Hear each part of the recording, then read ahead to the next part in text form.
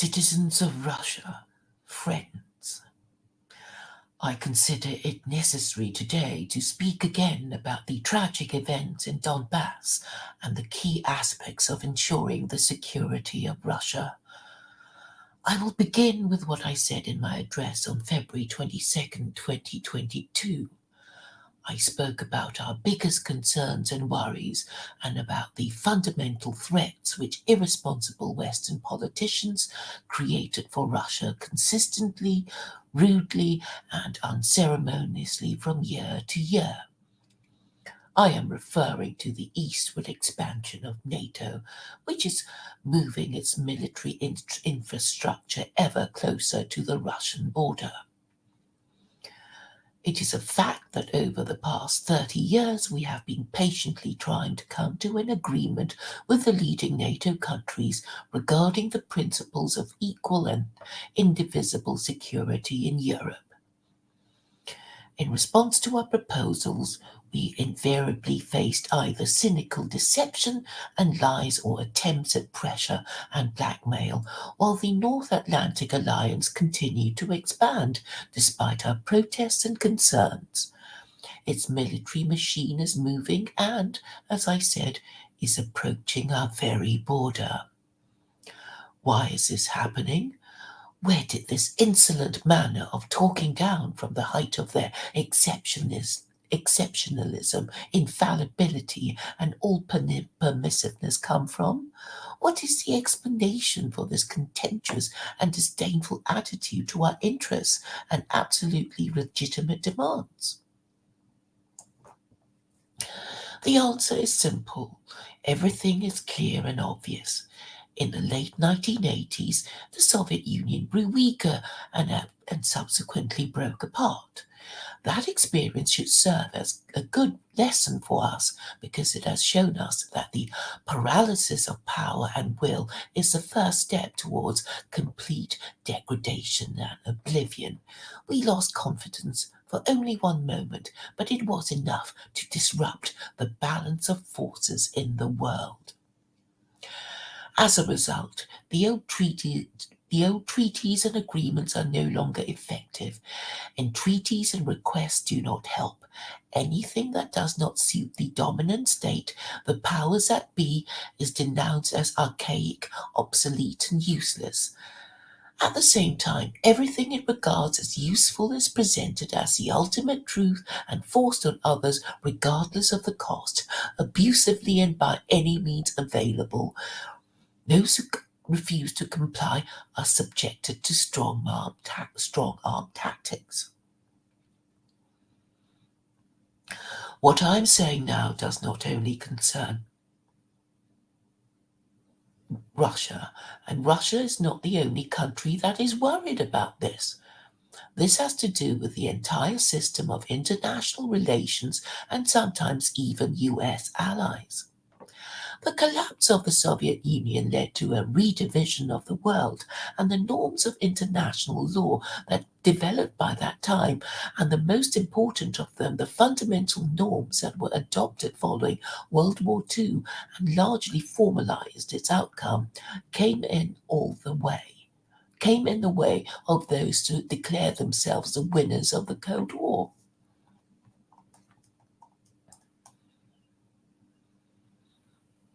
Of course, practice, international relations, and the rules regulating them had to take into account the changes that took place in the world and in the balance of forces.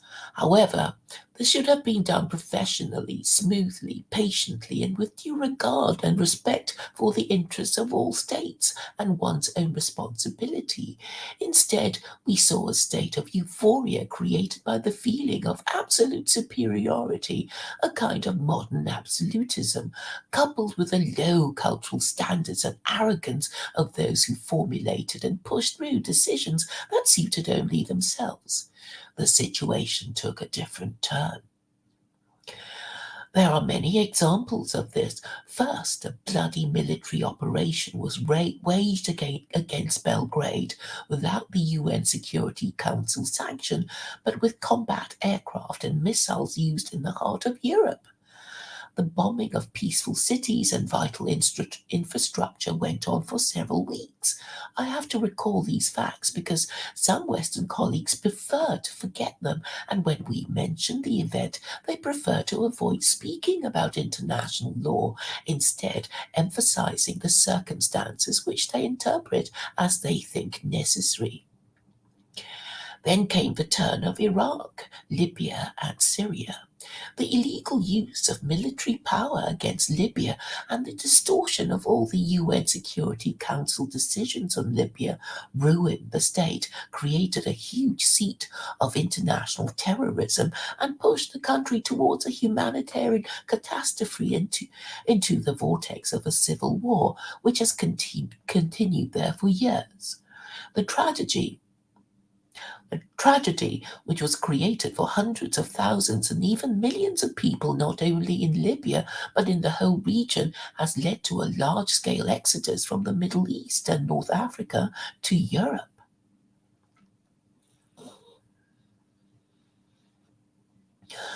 A similar state was also prepared for Syria. The combat operations conducted by the Western coalition in that country without the Syrian government's approval or UN Security Council sanction can only be defined as aggression and intervention. But the example that stands apart from the above events is, of course, the invasion of Iraq without any legal grounds. They used the pretext of allegedly reliable information available in the United States about the presence of weapons of mass destruction in Iraq. To prove that allegation, the US Secretary of State held up a vial with with white powder. Sorry, it does say white power. To prove that allegation, the US Secretary of State held up a vial with white powder publicly for the whole world to see, assuring the international community that it was a chemical warfare agent created in Iraq. It later turned out that all of that was a fake and a sham, and that Iraq did not have any chemical weapons. Incredible and shocking, but true. We witness lies made at the highest state level and voice them from the high UN rostrum. As a result, we see a tremendous loss in human life, damage, destruction, and a colossal upsurge of terrorism.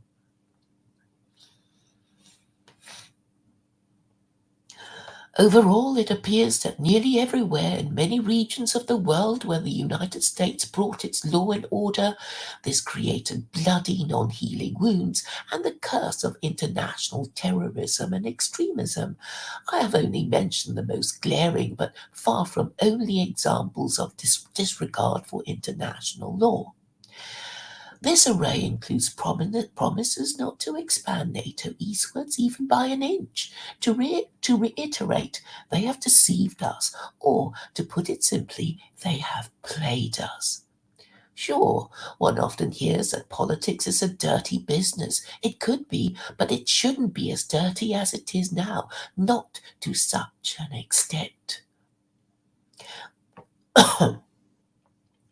This type of con artist behavior is contrary not only to the principles of international relations, but also and above all to the generally accepted norms of morality and ethics.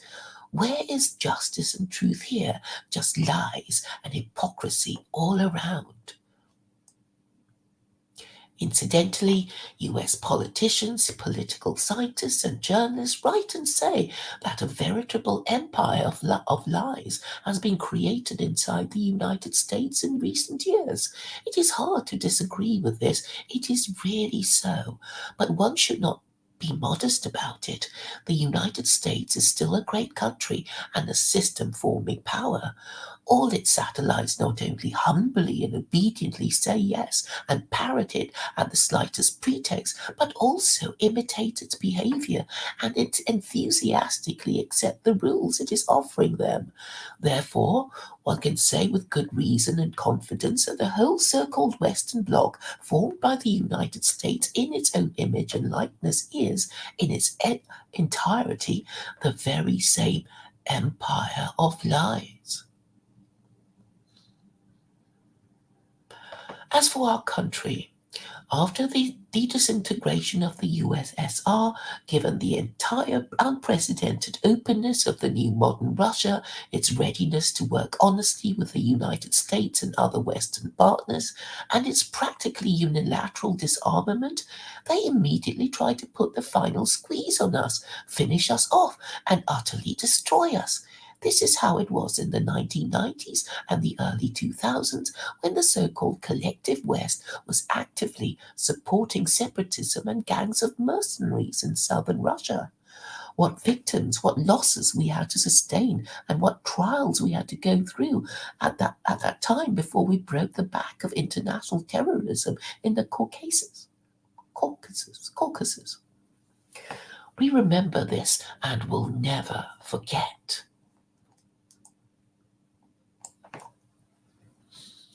Properly speaking, the attempts to use us in their own interest never ceased until quite recently. They sought to destroy our traditional values and force on us their false values that would erode us, our people from within. The attitudes they have aggressively been imposing on their countries, attitudes that are directly leading to degradation and degeneration because they are contrary to human nature. This is not going to happen. No one has ever succeeded in doing this, nor will they succeed now. Despite all that, in December 2021, we made yet another attempt to reach agreement with the United States and its allies on the principles of European security and NATO non-expansion. Our efforts were in vain. The United States has not changed its position. It does not believe it necessary to agree with Russia on a matter that is critical for us. The United States is pursuing its own objectives while neglecting our interests. Of course, the situation begs a question. What next? What are we to expect? If history is any guide, we know that in 1940 and early 1941, the Soviet Union went to great lengths to prevent war, or at least delay its outbreak.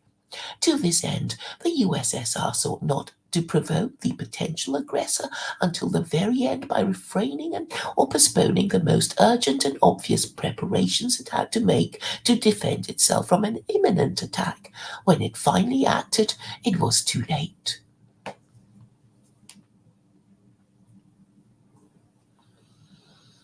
As a result, the country was not prepared to counter the invasion by Nazi Germany, which attacked our motherland on June 22nd, 1941, without declaring war. The country stopped the enemy and went on to defeat, but this time at a tremendous cost. The attempt to appease the aggressor ahead of the Great Patriotic War proved to be a mistake which came at a high cost for our people. In the first months after the hostilities broke out, we lost vast territories of strategic importance as well as millions of lives. We will not make this mistake the second time. We have no right to do so. Those who aspire to global dominance have publicly designated Russia as their enemy. They did so with impunity. Make no mistake, they had no reason to act this way. It is true that they have considerable financial, scientific, technological, and military capabilities. We are aware of this and have an objective view of the economic threats we have been hearing, just as our ability to counter this brash and never-ending blackmail. Let me reiterate that we have no illusions in this regard and are extremely realistic in our assessments.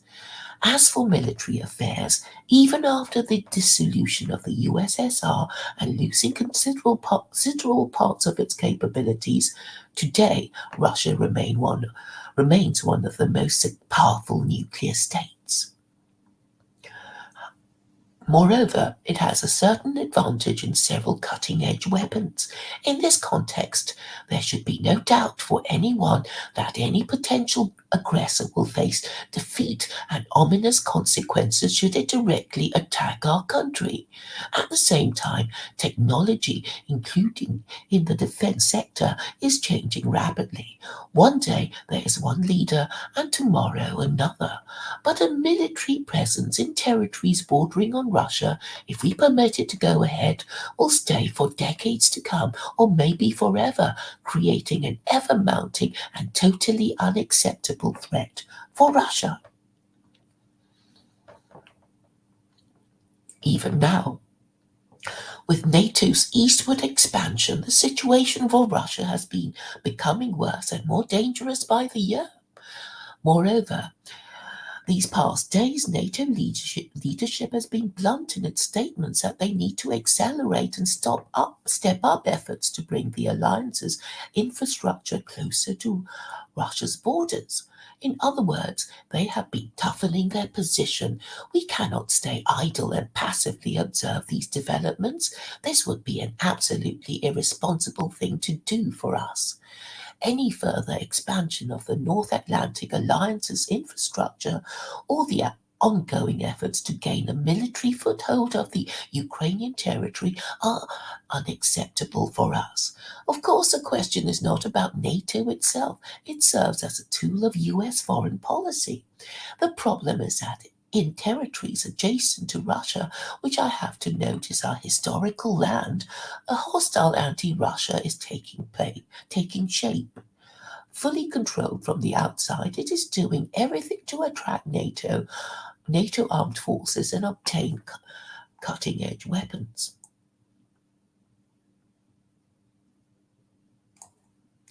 For the United States and its allies, it is a policy of containing Russia with obvious geopolitical dividends. For our country, it is a matter of life and death, a matter of our historical future as a nation. This is not an exaggeration. This is a fact. It is not only a very real threat to our interests, but to the very existence of our state and to its sovereignty. It is the red line which we have spoken about on numerous occasions. They have crossed it. This brings me to the situation in Donbass. We can see that the forces that staged the coup in Ukraine in 2014 have seized power, are keeping it with the help of ornamental election procedures, and have abandoned the path of peaceful conflict settlement. For 8 years, for 8 endless years, we have been doing everything possible to settle the situation by peaceful and political means. Everything was in vain. As I said in my previous address, you cannot look without compassion at what is happening there. It became impossible to tolerate it. We had to stop that atrocity, that genocide of the millions of people who live there and who pinned their hopes on Russia, on all of us. It is their aspirations, the feelings and pain of these people that were the main motivating force behind our decision to recognize the independence of the Donbass People's Republics. I would like to additionally emphasize the following.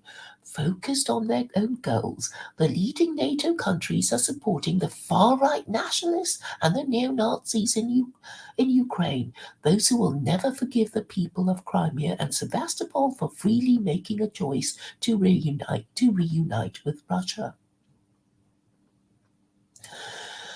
They will undoubtedly try to bring war to Crimea just as they have done in Donbass, to kill innocent people, just as members of the punitive units of Ukrainian nationalists and Hitler accomplices did during the Great Patriotic War. They have also openly laid claim to several other Russian regions. If we look at the sequence of events and the incoming reports, the showdown between Russia and those forces cannot be avoided. It is only a matter of time. They are getting ready and waiting for the right moment. Moreover, they went as far as to aspire to acquire nuclear weapons. We will not let this happen. I have already said that Russia accepted the new geopolitical reality after the dissolution of the USSR. We have been treating all new post-Soviet states with respect and will continue to act this way. We respect and will respect their sovereignty as proven by the assistance we provided to Kazakhstan when it faced tragic events and a challenge in terms of its statehood and integrity. However, Russia cannot feel safe, develop, and exist while facing a permanent threat from the territory of today's Ukraine. Let me remind you that in 2000 to 2005, we used our military to push back against terrorists in the Caucasus and stood up for the integrity of our state. We preserved Russia. In 2014, we supported the people of Crimea and Sevastopol.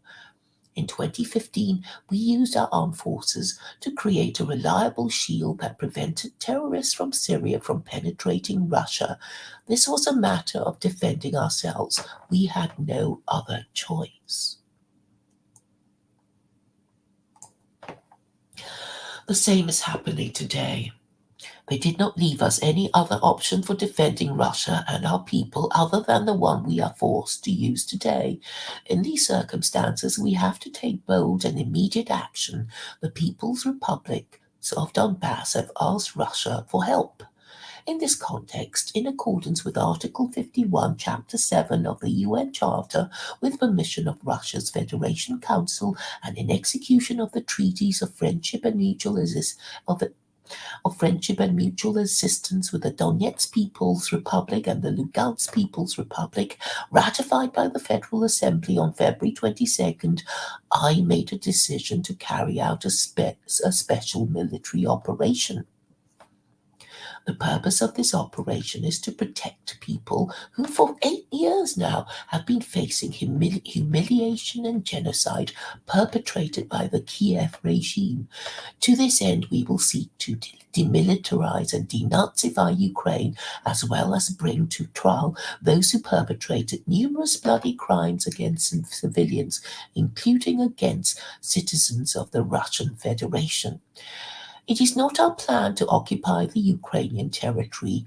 We do not intend to impose anything on anyone by force. At the same time, we have been hearing an increasing number of statements coming from the West that there is no need to abide by the document setting forth the outcomes of World War II as signed by the totalitarian Soviet regime. How can we respond to that? The outcomes of World War II and the sacrifices our people had to make to defeat Nazism are sacred. This does not contradict the high values of human rights and freedoms in the reality that emerged over the post-war decades. This does not mean that nations cannot enjoy the right to self-determination, which is enshrined in Article 1 of the UN Charter. Let me remind you that the people living in territories which are part of today's Ukraine were not asked how they want to build their lives when the USSR was created after World War II. Freedom guides our policy, the freedom to choose independently our future and the future of our children. We believe that all the peoples living in today's Ukraine, anyone who wants to do this must be able to enjoy this right to make a free choice. In this context, I would like to address the citizens of Ukraine. In 2014, Russia was obliged to protect the people of Crimea and Sevastopol from those who you yourself call Nats. The people of Crimea and Sevastopol made their choice in favor of being with their historical homeland, Russia, and we supported their choice. As I said, we could not act otherwise. The current events have nothing to do with a desire to infringe on the interests of Ukraine and the Ukrainian people. They are connected with defending Russia from those who have taken Ukraine hostage and are trying to use it against our country and our people. I reiterate, we are acting to defend ourselves from the threats threats created for us and from a worse peril than what is happening now. I am asking you, however hard this may be, to understand this and to work together with us so as to turn this tragic page as soon as possible and to move forward together without allowing anyone to interfere in our affairs and our relations, but developing them independently so as to create favorable conditions for overcoming all these problems.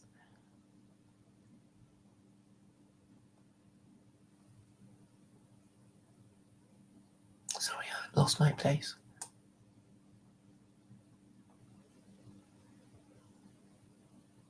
And to strengthen us from within us as a single whole, despite the existence of state borders. I believe in this, in our common future. I would also like to address the military personnel of the Ukrainian armed forces. Comrade officers, your fathers, grandfathers, and great grandfathers did not fight the Nazi occupiers and did not defend our common motherland to allow today's neo Nazis to seize power in Ukraine. You saw the oath of allegiance to the Ukrainian people and not to the junta, the people's adversary, which is plundering Ukraine and humiliating the Ukrainian people. I urge you to refuse to carry out their criminal orders. I urge you to immediately lay down your arms and go home. I will explain what this means. The military personnel of the Ukrainian army who do this will be able to freely leave the zone of hostilities and return to their families. I want to emphasize again that all responsibility for the possible bloodshed will lie fully and wholly with the ruling Ukrainian regime.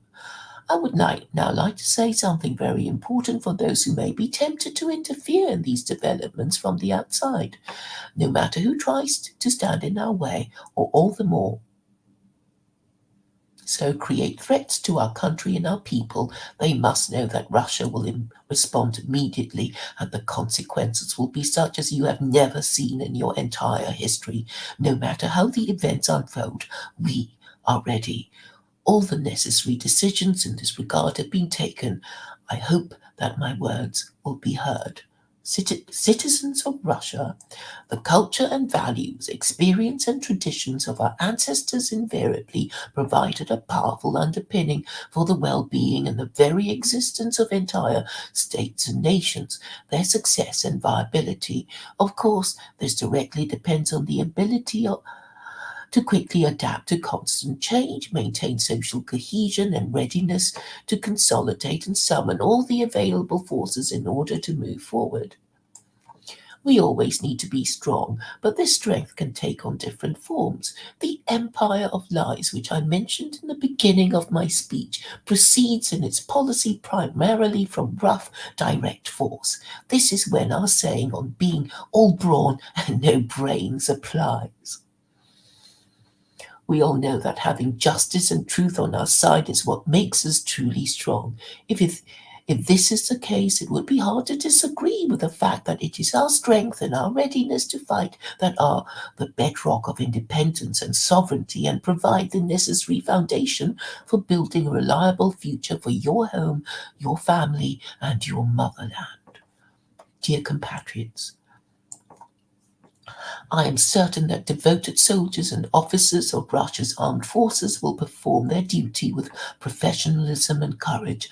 I have no doubt that the government institutions at all levels and specialists will work effectively to guarantee the stability of our economy, financial system, and social well-being, and the same applies to corporate executives and the entire business community.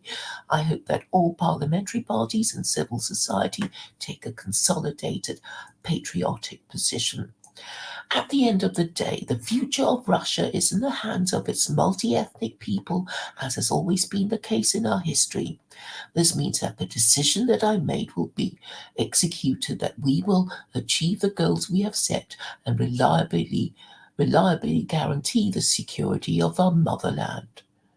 I believe in your support and the invincible force rooted in the love of our fatherland.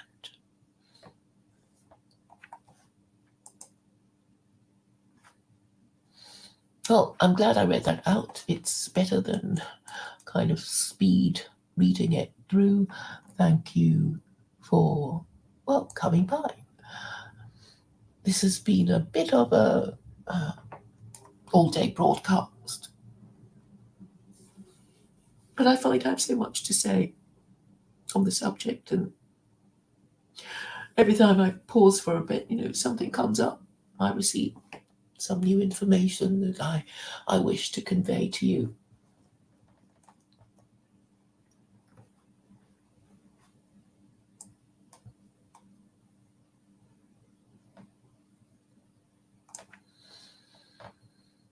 All right, well, I finished it in about half an hour, and I will leave it at that. Thank you for coming.